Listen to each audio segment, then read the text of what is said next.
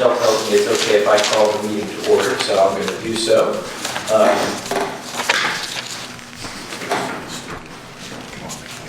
We have an agenda this evening, and the first item of business is the organizational aspects of the meeting. Michelle, do you want to take over? Thank you, Troy. The first election we have this evening is the election of chairman. If anybody would like to put forth nominations, the floor is open. I would ask that each nomination have a motion in a second. I'd like to nominate Gary Light as chairman. I'll second that. Gary Lake, is there any other nominations? Okay, we'll take a roll call. Ms. Smith? Aye. Ms. Cilio? Aye. Mr. Kohler? Aye. Ms. Mead? Aye. Mr. Henry? Aye. Mr. Shirley? Aye. We have a chairman. Mr. Chairman, I'll turn it over to you for the rest. Thank you. Next item is the election of a vice chairman. Similar process, would we accept the nomination? I'd like to nominate Christine Smith. I'll second. It's not as important to know as much about zoning. We would meet, I think she would be a long, we go to the meeting in the chairman's absence, even though she's new.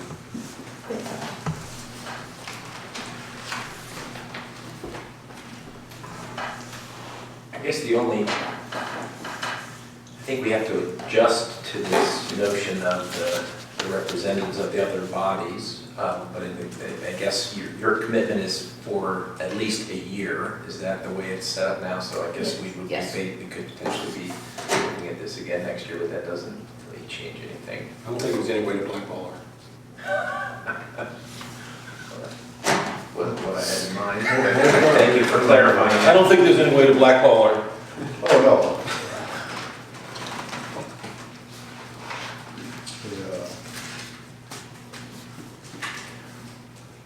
Any other nomination? Well, never mind. Yeah, Okay, hearing none, I would support that nomination. Mr. Henry, obviously. Aye. Aye. Aye. Ms. Smith? I guess me too. Thank you. You? You never know what happens when we show up. Welcome. Or if you don't show up.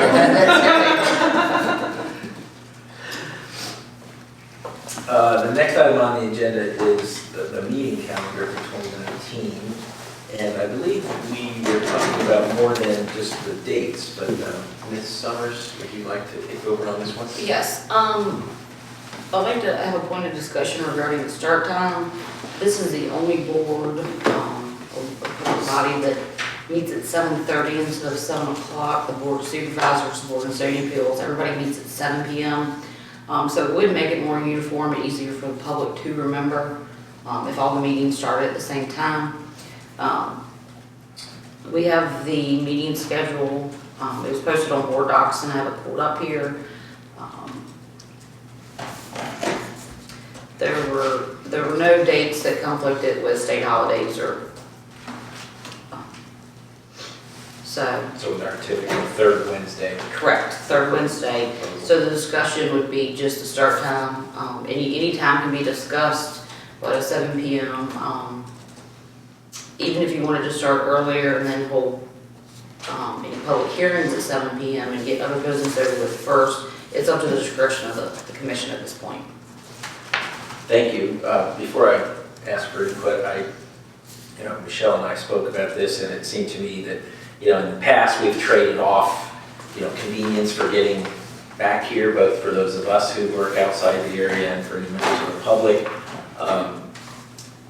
So I think in some respects we have had on occasion talk about an earlier start date for top possible special work session meetings, but from my perspective, I think moving the regular start date to 7 o'clock and not earlier would allow us to occasionally have an earlier start session when we have those work session meetings, and I don't think it would put any undue burden on the commuting set. So I certainly support this move. So anybody else want to comment on it?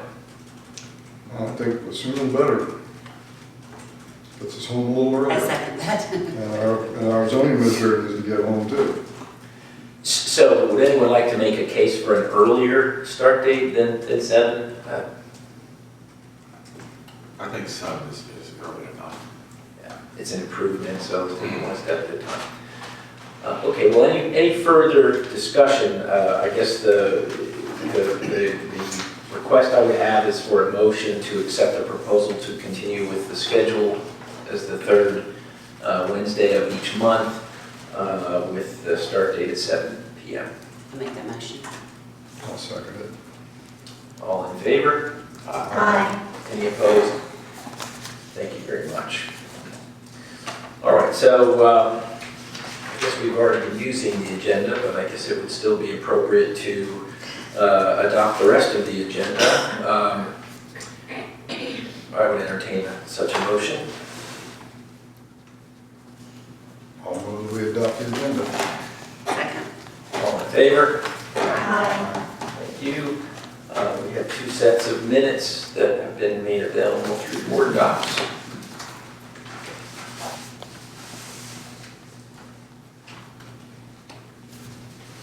Any comments, suggestions, recommendations on those minutes?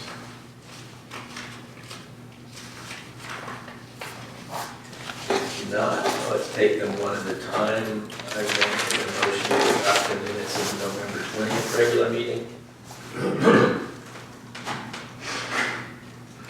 If people have an opportunity to look at them, nothing to move. So moved. I'll I'll second. motion. Mr. Fuller, would you second? I'll second. Okay. All in favor? Aye. Any opposed?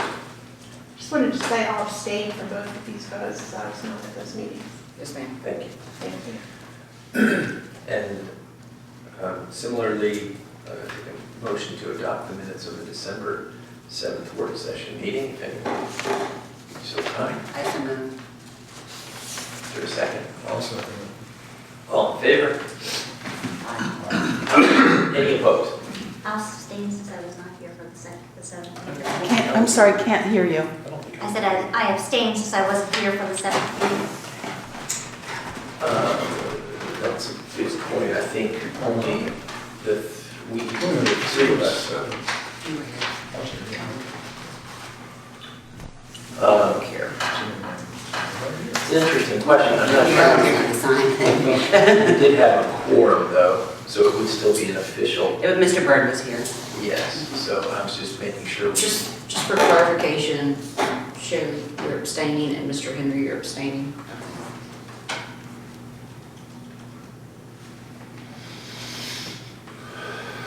Thank you, I just wanted to make that a point of clarification for the minutes. So at this time, we'll open the public comment period. There will be no other hearing this evening, so if you've got anything to say about anything, please use this opportunity. And I think we'd be a little lenient on the 3 minutes if you had something in particular. But Mr. Irwin, please. Thank you, Mr. Chairman. 1965 thereabouts, I took a Philder by the way. In 1965, I brought a microphone to Gatlinburg, Tennessee, and enjoyed seeing a community that had no signs, no billboards, no blinking lights. That was much like Rappahannock County today. And all of the gaudiness was in Pigeon Forge, not too far away. You've all been there, I imagine, so as an example of what can happen to a community when you don't have the ordinances that restrict advertising billboards. Gatlinburg today is one of the most ugliest examples of what happens to a place where you don't have controls. Our ordinance here in Rappahannock County, I think, is excellent. It has been in the toolbox of the Scenic Virginia organization for some years now. because it restricts advertising billboards of any scope. We have 3 of them here in the county now in Storyville, which are grandfathered. I hope that the ordinance, as it states at the present time, states they cannot be rebuilt or replaced, I think it is.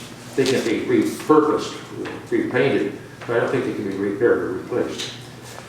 Advertising billboards, I think, are the #1 disgrace to the scenery of Virginia. They are the most unnecessary intrusions in the visual landscape of our state.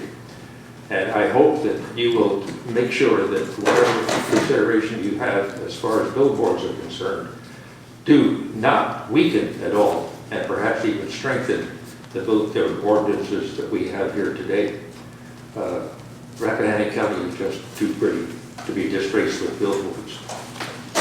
Thank you, Mr. Would anyone else like to speak? If not, we'll then close the public comment period and move on to the next item. We have no new business before us, but we do have several items of old business. So why don't we begin with the comprehensive plan update. Actually, let me step back for a moment, and I'm sorry in the beginning of this I failed to take the opportunity to formally welcome Ms. Smith, our new member representing the Board of Supervisors, and our new Vice Chairman. I know we've all met you and spoken to you individually, but formally like to welcome you to this commission, and we look forward to working with you. Here, here. Back to the old business of the meeting. We have the comprehensive plan draft. Obviously, most of us have been working on this revision for quite some time. I believe after our last work session, we reached a point where we had requested that the zoning administrator make some additional revisions. I understand those revisions have made. I have been through the markup as it appears on board docs, and with some question about the degree of precision, that we need in order to move forward with the next step, which would be to announce and give notice for a hearing on the plan. I know I've had a couple of conversations about, how final does it have to be. My view is, with a document this size and complexity, there may always be, clerical things, a missing footnote here or there, a page number, something that we would may ultimately catch, but that we don't need to have that level of perfection, if you will, before we would move forward with having a public hearing on the document. So with that in mind, I guess I'd like to suggest that we are ready to move forward with such a hearing. And but before we get there, I open up the floor to my fellow commissioners, if anyone cares to comment on that, and then we can talk about a motion. But maybe we'll start here with you, Mr. Henry. How do you feel about where we are on the comprehensive I plan? think it's good. I think we're there, go ahead and advertise it. This meeting? Nicole? I'm pleased with it. I did have one very minor notation on the commercial area map. We made it commercial area, and at the bottom, the legend still has commercial zone. Thank you. Just on that bottom left corner. Thank you. I looked at the other maps. I think everything else looks fine, and I think we're ready to go. I would like to make one comment. I think that we should have some sort of review of the plan every year in some sort of small fashion. Maybe a committee can just go through and see what might need to be updated each year if there's something that's coming up that should be modified. You raise a good point, and I think more generally, we've heard, and I expect we will hear again, some notions about additional studies or additional work or additional activities that we might take to further improve the plan. And my hope is, as we address those, if there are things we can deal with in this plan, that we, that we take those into account. But those things that would set us on a course for longer-term activities, we would defer until after we kind of complete this review. This, as you note, this is an ongoing process. I agree that we should perhaps do a better job of formalizing the plan for the next round of review, so we don't take quite so long the next time. And I think that's an excellent suggestion. Thank you. Is that it, Mr. Kohler? That's it for me. Ms. Silva, do you have anything? Yeah, based off of what I saw, everything looks good, and I think we're ready to move forward. Thank you. Ms. Smith, give you the opportunity to weigh in. From my perspective, and I think the perspective of the Board of Supervisors, I know when Mr. Parrish gave his update, and no longer being a representative to this body, he was very encouraged by all the progress that had been made on the plan. And I think the sooner we can work through advertising it and finalizing it, the better. Terrific. Just to build on Rick's comment, I do think it would be important to fix that map before we would advertise it, because that got so much, it seems to get a lot of attention. Yeah, absolutely. So would you like to craft that in the form of a motion, perhaps, move to recommend approval with that one change? I move we advertise the comp plan for public hearing with the change to the map that was discussed. Is there a second? I'll second it. Any further discussion? All in favor? Aye. Any opposed? Thank you very much. To be clear, that's advertised for public hearing at your next meeting. Yes. Yes. The other items on our, the other item of old business are the various zoning amendments. At our last, I don't recall if it was the regular meeting or the work session or some combination thereof, we agreed, and Ms. Mead and Mr. Kohler graciously offered to lead us in a couple of these areas, one being the signage ordinance area that Mr. Kohler had agreed to take on, and the other being the general topic of transient housing or tourist homes, which Ms. Mead agreed to take on. So at this time, I guess I'd like to turn over to each of you and ask for an update, and then we can discuss how we proceed. So, Ms. Mead, would you like to go first? Sure.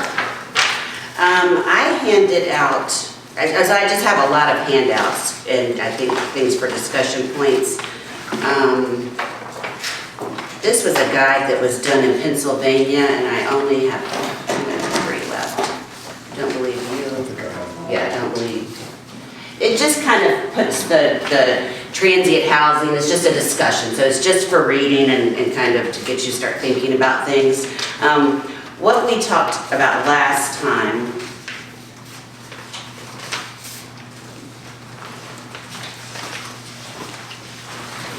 what I think I heard, and so this is just kind of me organizing my thoughts. It's not in any kind of final format.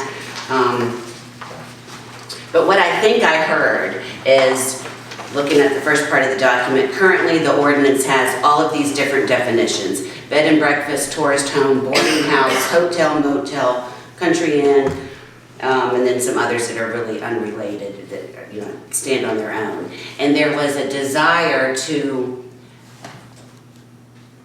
one school of thought was to combine all these and that they all have the same standards. A bed and breakfast is the same as an Airbnb. After more discussion, I think we did think those two kind of are two separate things, and that a bed and breakfast is more focused on food. It's more of a kind of a commercial thing versus the short-term rental.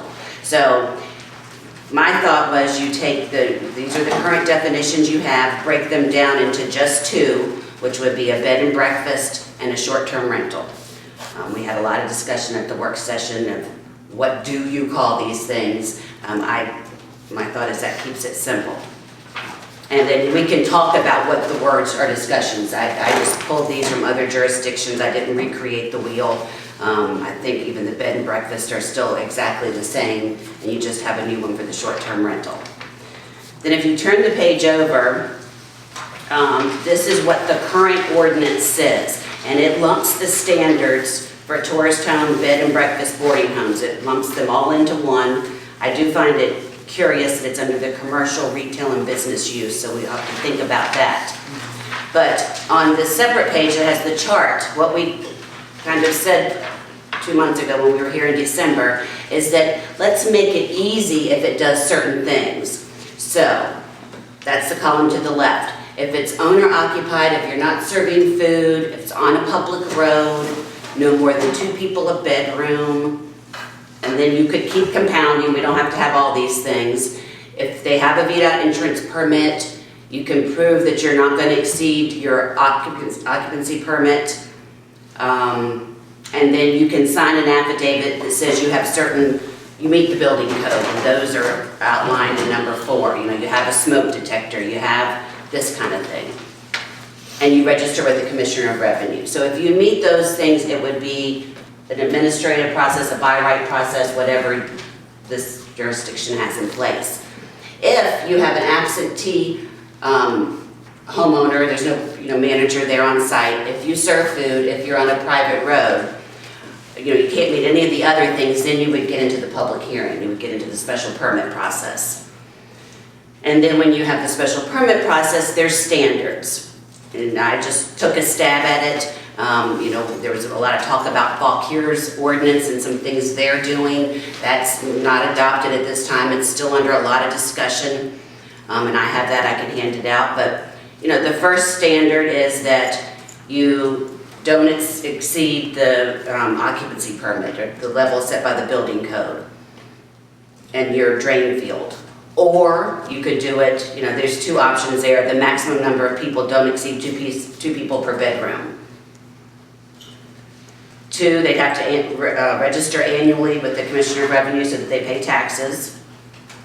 They have to provide parking, 1 space per room to rent. You can decide if you want it screened or not, and that's in the current ordinance. I don't know that we're getting that. Screened meaning you can't see it from adjoining properties. And then the safety things. You have to have a escape route, smoke detectors, carbon monoxide, fire extinguisher, and then an emergency contact We're list. missing the second and fourth page. They're not Sounds there like together, you they had didn't try to find it that. double-sided. I'm so sorry. Okay, so you have everything but the last part of the building. Yeah, I think we're missing the, We're also you mentioned missing something on page track. I'm so sorry. Okay. That's okay, Let we're me- still very happy with. Let me email this, It's still and much then more we'll than all we have had. it. And then I guess I just share it for, we can come back and discuss it next time. You can call me. Chris Bird did offer to help in that he has an Airbnb, and I haven't been able to share it with him, so I don't know with his experience, his sentiments. Here are some of the things that I pulled from. So let's see if you might have this. Yeah, I thought I was super powered. You are. It still looks good. There goes Okay, the printer's fault. this one is my fault hitting the buttons, but anyway, this is kind of just what I thought I heard and where I think we might want to be headed Thank you. with those second pages. So, before we talk about where we go from here, I guess I would ask if anyone has any questions so far for Ms. Mead based on what she's put together for us. And thank you very much for this. This is a very helpful. Well, and it's too much to digest right now, but after you've had time, I will, if you want to share your thoughts, and then we can come back. So I guess we've had a lot of debate over the last couple of years on site sizes. Is what this work here eliminate site sizes? This takes site sizes out of it. Now, you could certainly add that back. That was something we heard at the last work session, Al, that if you could meet these things, it didn't matter. Those that are a special permit, of course, you could consider them on a case-by-case basis, or you can add the acreage back in here. I mean, this is only for a starting point. Any other immediate questions? I agree, Ms. Mead, this is a lot for us to digest, and I'll turn to, in a moment, to how we proceed from here, perhaps having a work session or something. But in the meantime, any other immediate questions? I will email it first thing in the morning. Okay, thank you. Yeah, other than where our pages 2 and 4. Yeah.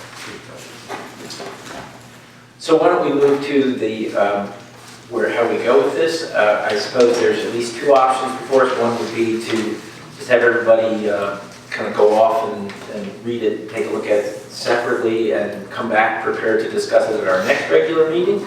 Another option would be to plan to schedule a work session specifically on this. Anybody have any thoughts and preferences between those 2 options, or perhaps others?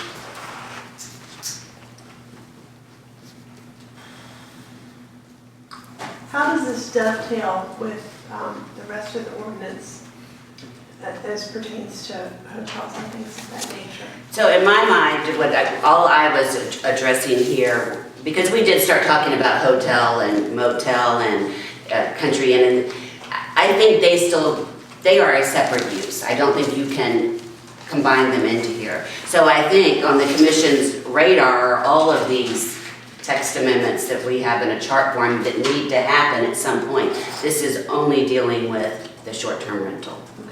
So, to make sure I'm understanding and to clarify, this would address what we currently have under bed and breakfast, tourist home, or boarding house, but it would not touch the hotel, motel item, or the country inn, retreat, or lodge.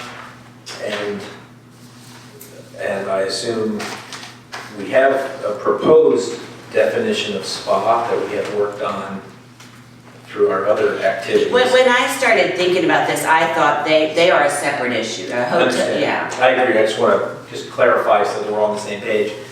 And then guest house, currently has no definition and would continue to have no definition because guest house presumably is just not used in any way for a fee. So this is really just addressing the sort of short-term lodging for a fee category, other than at 12 or below. Yeah, your country inn is at 40, and I think that's still a real use in this county, and it's not a bed and breakfast. So I think that's separate. This top part was just me trying to say, oh, what all do they have in there now? Well, I think it is important that we make sure that we have a continuous realm of whatever our regulations are going to be. So it looks like here we're dealing with 12 and under. Above 12, I guess, I think, as we would look at this, above 12 would be a hotel in this scheme. I don't know, I think one of the things we have to work out is to make sure that whatever we do for this segment does dovetail within the rest of the regulations. Your point's well taken, Ms. Smith. So anything outside of this realm, the zoning administrator would be charged with determining what category it's in. Well, if it was above 12, then it would require a permit from us.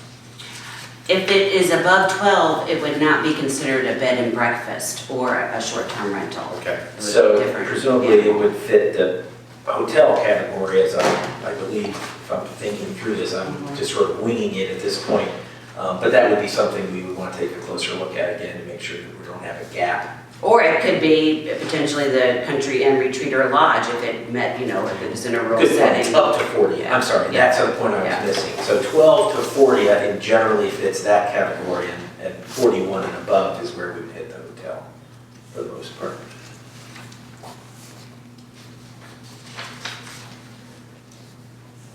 And we may still, as I said, I think we have another definition from before that we've been working on for spa that we've generally, I believe, Yeah, it's in agreed this to. chart. And then guest house, my view is there's no point in defining it unless we're going to do something with it, but I think it's helpful to understand that that is a thing that sometimes comes up. It's more associated with things like the difference between efficiency apartment and some of these other items, but that certainly not the charge that you volunteered to take on. And while we may need to come back to that, I think our primary focus here is the transient lodging for a fee. Any other comments or suggestions about how we proceed? I don't know, I think we need to absorb it a little bit, but we're gonna need a work session on this, but I don't know if we're ready to schedule one yet without, I'm not up to speed enough, I don't think, to sit on a work session. Okay, so the thought be cogitate till our next regular meeting, come back and discuss that, and then perhaps move toward a work session. Is that? What do you think, Alan? I mean, you think we're, I mean, that you have, which I haven't read it all, but, you know, I mean, I think it's great. I'm just wondering, do we need to go into more depth on this still, or is we're just? I think you all need to talk about it. I mean, so I think it probably warrants a half an hour discussion. We've spent, you know, several other sessions on it. Okay. So I think first I'm offering again, and while you're reading it, call me. And we can walk through and I can say what I was thinking. And Okay. then if you want to come back and have a half an hour work session, if you want to do it at a regular meeting.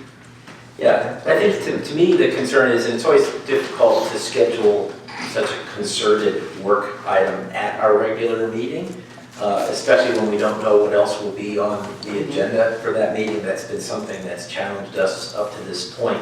So I guess I am inclined for us to plan a special meeting focused on this at the appropriate time, and, you know, given what we have. I guess I would be inclined to try to schedule something for us to get together on it, maybe right before our next meeting or in conjunction with our next meeting, but perhaps not to wait until our next meeting to schedule that work session. Other thoughts, sentiments? It leaves us a bit open in the air. I guess we could go ahead now and maybe tentatively agree to have our next meeting start an hour early, perhaps, and plan to have a work session just on this. And we may find ourselves in the same spot on the signage ordinance as well. But does that sound like a reasonable compromise that would give us a full month to absorb what's here, perhaps have individual conversations with this meeting? And in the meantime, I'll try to make it look a little more like an ordinance and not just a rain dump.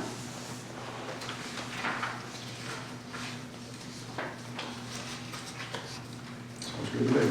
So is the proposal then to have a work session starting at 6 o'clock prior to our next meeting, and then have a public hearing as part of the 7 o'clock session? I Not on don't this think we're item. ready for a public hearing. No, but a public hearing that we just agreed to advertise. Well, yes, On the good point. The public hearing would be on the comprehensive plan, which is all the more reason not to try to plan to do our work session on this during that meeting. So that's a good point, yeah.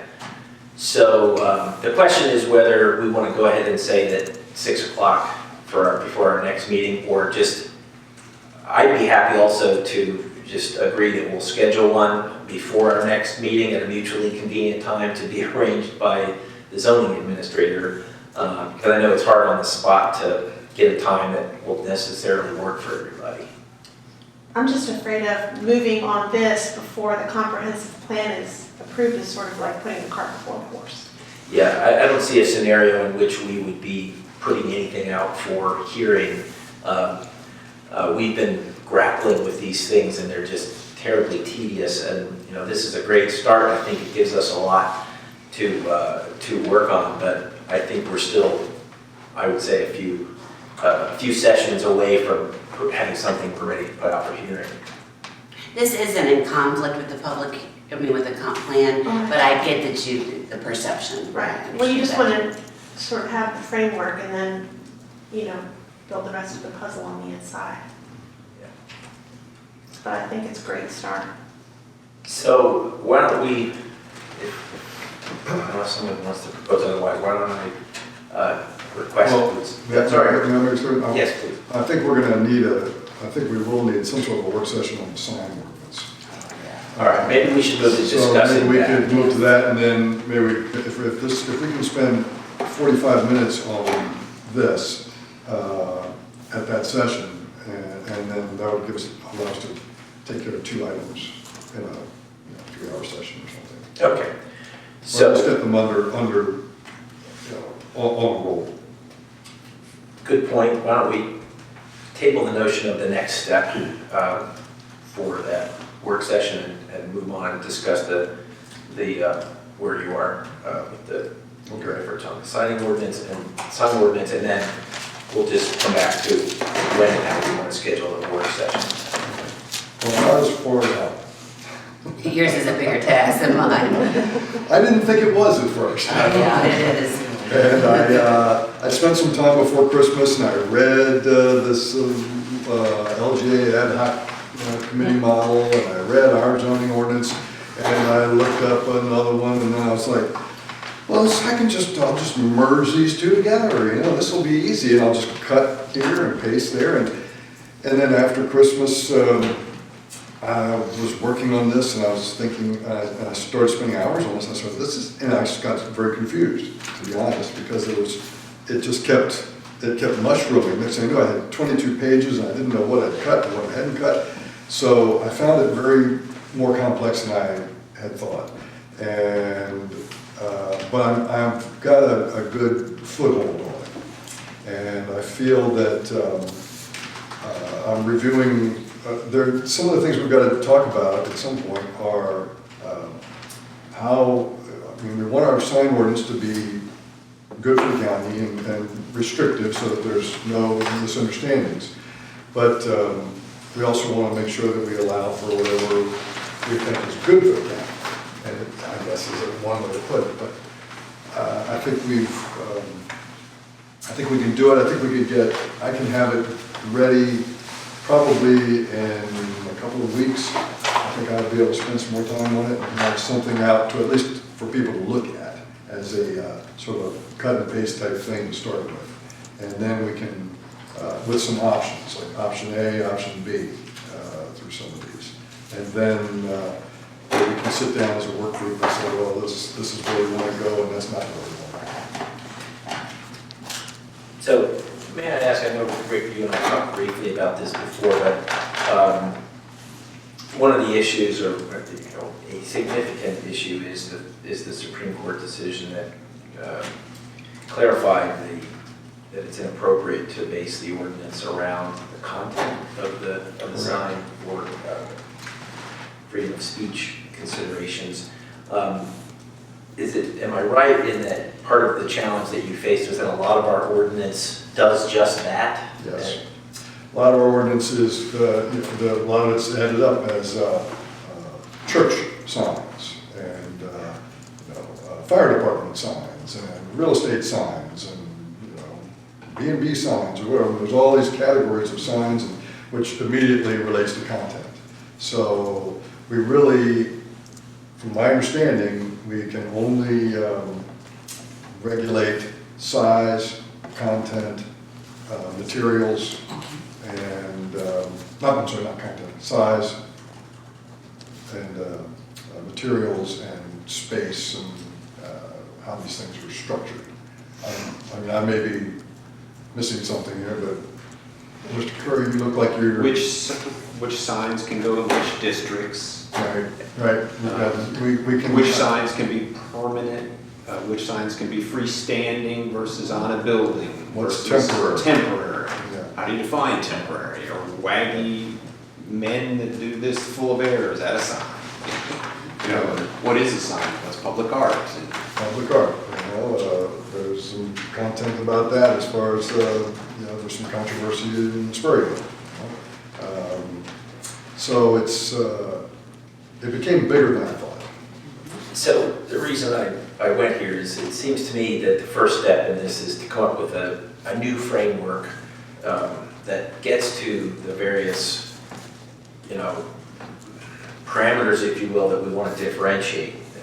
And I think at some point we can talk about particular construction, particular zones where things could be allowed, lighting or not. But it seems to me that we have, because of this new paradigm, we have to come up with that new structure. Is it a question of, permanent versus temporary? Is there a small, medium, and large sign distinction in some way? I mean, there are other things that we need to do, but we have to turn 100% from our current content-driven framework to one that allows us to do what we want to do using completely different parameters to get there. So it seems to me that just sort of working through that framework definition of what is a sign, or even defining what the things that need to be defined is, do we want to define something that we might call a mural or a piece of art, or something about a sign, about a temporary sign? It seems to me that just beginning with those sort of definitional and framework aspects would be where we want to begin this conversation. That's kind of where I am. I'm adding, we have a lot of good things in our ordinance, now, but it's just not going to stand up, so it's going to have to be changed. So I've been working on definitions. I'm working on, you can have a choice, for instance, of, do you want to say that the speed limit on a road determines the size of a sign? Or do you want to say that it's a zoning, in a certain zoning district? Well, again, I kind of see that as a downstream issue. In other words, a large sign, one of the things you might want to restrict about it, or a small sign you might want to restrict about it, is what zone it can be in or what speed limit road it can be on. So rather than try to work with all of the locational and other things, it seems to me that to begin with it would be the sort of categorizations of the signs themselves. Because otherwise you've got all these permutations of things, and that's part of the reason I suspect that the project that you took on has kind of mushroomed before you. Well, it surprised me, but it's interesting. I mean, it's a challenge, but it's just going to take some time. So is your recommendation that you have that additional time, and that we then, as we discussed with the temporary housing, we convene a work session to delve into these things? I'm putting myself on the spot saying I'll have it ready. But I think that let me put a little more time into it, and I'll talk to you, and then, because we're not ready to schedule a day, I don't think yet, for a session anyway. Didn't seem like it, but here we are. If you want to schedule one, I would say make it near the week before the next meeting. All right, well then, we've been talking a lot, and we give others a chance to weigh in on this, what they're hearing. I'll start with you, maybe Ms. Smith. How are you seeing this one? I just wanted to talk about sign ordinances, because aside from Mr. Curry, I may be the person that's read more sign ordinance related material in the county. I believe Chesapeake, Virginia actually has redone their ordinances in order to become more in line with Reed v. Gilbert, and so that might be a helpful model to look at when I was doing a lot of research. That did pop up. And also one aspect of Reed v. Gilbert, the decision that might be useful too is that while you cannot differentiate on signs based on content, you can certainly make differentiations between commercial versus non-commercial signs. And that is certainly, I think, something that would be very helpful as we address this ordinance. Any changes we need to make. Great, thank you for that. And, Do you have any comments on? in terms of scheduling, evenings are better for me. As long as I'm not at another meeting, I'll be here. Yeah, I understand there's going to be a lot of that going on. Ms. Silla, do you want to weigh in on this? I mean, things that I've seen, especially with different counties and type of things, trying to get signage, and it's based a lot off of the size of the building. How much view shed do you want to give them for their signage, those type of things. So even if the building's big, they may only have a sign the size of a brick type of thing. So I think we really have to give thought of, if we're wanting to keep the area the way that it is, signage has to be, we really have to pay attention to how big we want the signage to be. Is my thought on it, because if we want to keep the area scenic, a lot of signs take away from that scenic piece. But I'm also with Ms. Smith that evenings work better for me on sessions versus the day. Okay. Ms. Mead, you've been quiet on this topic. It's cumbersome, I know. I can send out a list to the Virginia Planning Association and see who has updated theirs recently. A lot of people haven't. The town of Warrenton recently did theirs, but that's not going to be a good guide for us in a rural county. So I can see what's out there that, because, you know, you always try not to reinvent the wheel. And besides Chesapeake, I don't know. I haven't delved into it, but I can see what I can even know, and I'll see what I can find. There were some notes from Mr. Krim on the ad hoc committee thing that noted the Chesapeake and a couple other, where the language came from. Yeah, I would. I mean, this isn't a bad document until you start trying to compare it to ours, and it's so different, you're like, It just doesn't fit. wow. Yeah, I would just, yeah, I think what. And we do have a lot of, as Ms. Silva said, we do have a lot of size ordinance already for buildings, you know, window signs and things like that. There's a lot of that in there, so we just have to pull out the good stuff and put it in a new format. Yeah, the point I would reiterate is that a lot of the examples I've seen are for much more developed areas and not anywhere like the kind of rural scenic areas that we envision Rappahannock County to be. So, anything else, Ms. Mead? Mr. Henry? No comment. Okay, well, it sounds like Mr. Kohler's not ready to throw in the towel, in which case we'll leave this in your individual hands for another session. Is there anything, that is for Mr. Currier, Ms. Summers, is there anything that would prevent us from deciding between meetings to have a work session? We would just have to give proper notice for that, right? You need to make sure you have a quorum, right? You know, otherwise it's a waste of effort in 3 days. Sure. So we really, sounds like we're in pretty significant agreement that at the appropriate time, we would like to have work sessions on these items.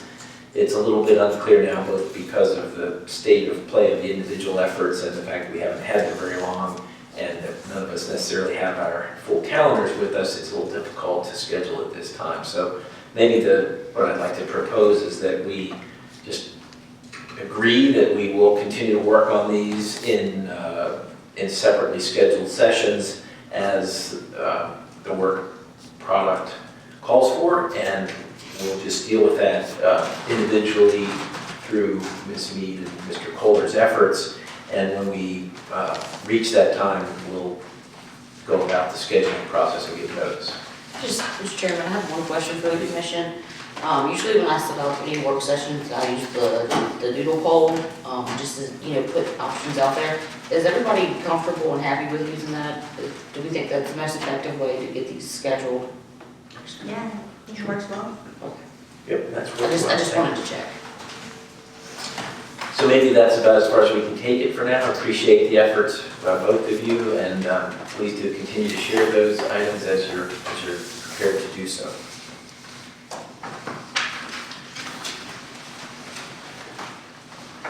I believe that's all we had on those two items for this evening, unless anyone has any more general comments or questions on the topic of the zoning amendments or comprehensive plan update. If not, I would entertain. Yeah, please. Just one side note, if anybody needs a hard copy of the comprehensive plan between now and the next meeting, please give us ample time and let us know specifically what you need. Just so you know. So how will you, in the notice, make it available? We'll make it available on board docs, Put it at the library, at her office. public Do we facilities. need to discuss that any further, or can we leave that to the discretion? Sure. Yeah, okay. But I wanted to make that point. Thank you. Unless there's anything else, I would entertain a motion to adjourn. So moved. All in favor? Aye. Thank you very much. Everybody will be back down at 7.